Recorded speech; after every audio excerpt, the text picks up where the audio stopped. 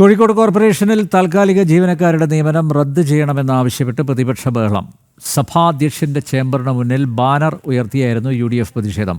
എന്നാൽ ഇന്ത്യ മുന്നണിയുടെ സംയുക്തമായിട്ടുള്ളൊരു നാടകമാണ് കോർപ്പറേഷനിൽ നടന്നതെന്ന് BJP കൗൺസിലർമാർ ആരോപിച്ചു.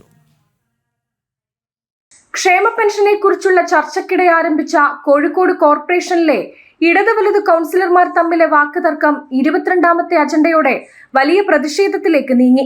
താൽക്കാലിക ജീവനക്കാരുടേത് പിൻവാതിൽ നിയമനമെന്നായിരുന്നു BJP UDF കൗൺസിലർമാരുടെ ആരോപണം.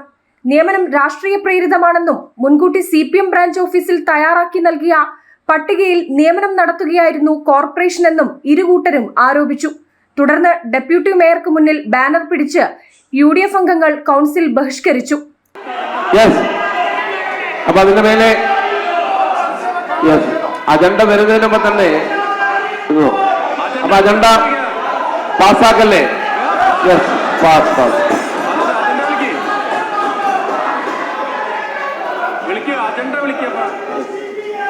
22 പാസ്. ഇതിനിടെ ബാക്കി വരുന്ന അജണ്ടകൾ ഏകപക്ഷീയമായി കൗൺസിൽ അംഗീകരിക്കുകയായിരുന്നു.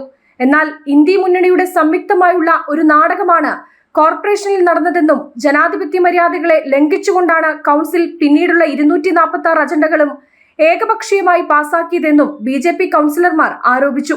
നിയമനം നടത്തിയിട്ടുള്ള തീർച്ചയായിട്ടും രാഷ്ട്രീയ പ്രേരിതമായിട്ടുള്ളതാണ്. ഇവിടെ അടിസ്ഥാന യോഗ്യത എന്ന് പറയുന്നത് CPMന്റെ ബ്രാഞ്ച് ഓഫീസുകളിൽ നിന്ന് നൽകുന്ന കത്തുകളാണ്. അതിനെ അടിസ്ഥാനപ്പെടുത്തിക്കൊണ്ട് നടത്തിയിട്ടുള്ള ഈ നിയമനം റദ്ദ് ചെയ്യണമെന്നുള്ള ആവശ്യം തന്നെയാണ് ഞങ്ങൾ മുൻപോട്ട് വെച്ചിട്ടുള്ളത്.